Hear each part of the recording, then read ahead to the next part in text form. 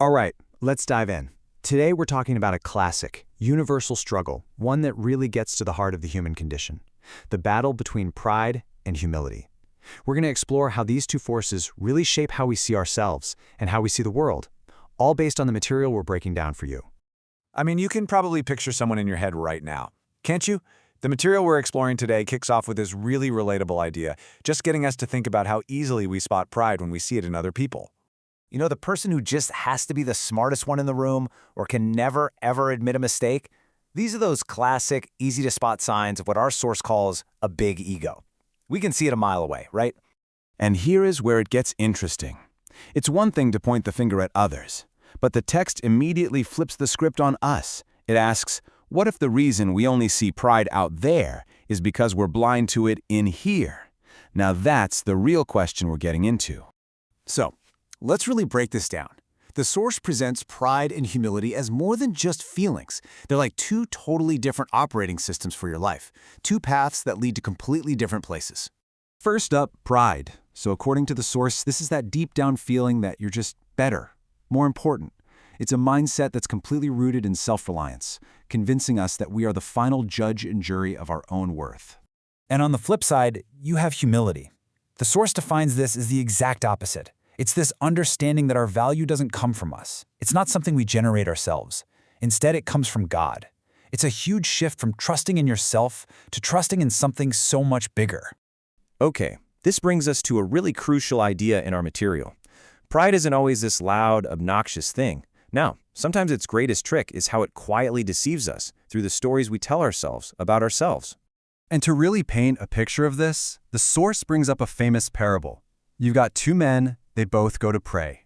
The first guy, he's a big deal in town, a respected leader.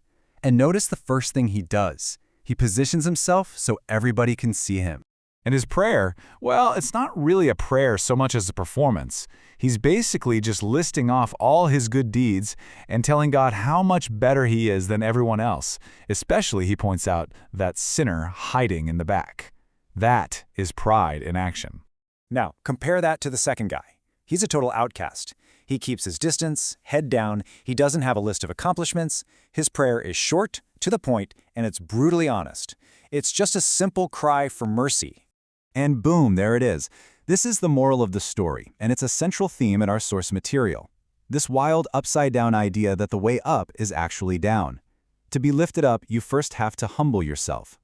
And just to prove this isn't some abstract problem from long ago, the source points out that even Jesus' inner circle, his own disciples, got caught in this trap. I mean, they were literally arguing with each other about which one of them ranked the highest.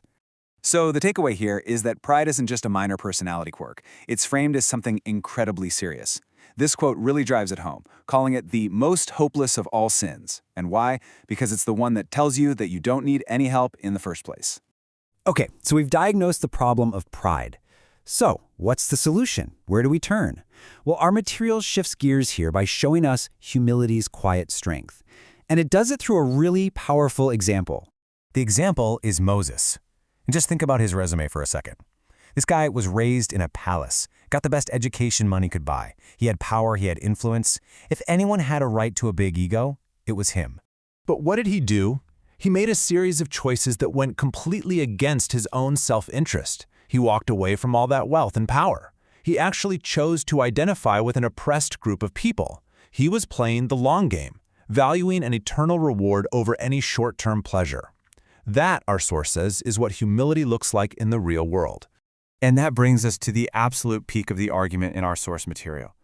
If Moses is a powerful example of humility, then Jesus is presented as the ultimate embodiment of it. He's this complete reversal of everything we'd expect from a powerful king. And to really unpack this idea, the source turns to a passage in the New Testament book of Philippians. It's almost like a play-by-play description of what our source considers the most profound act of humility ever. Okay, let's walk through this, because it's pretty incredible. The source breaks this path down into 4 stages. 1. He starts at the highest possible position, equal with God, and doesn't use it for his own gain. 2. He voluntarily gives up that status, making himself nothing, and becomes a servant. 3. He humbles himself even further, becoming obedient all the way to death. And finally, 4.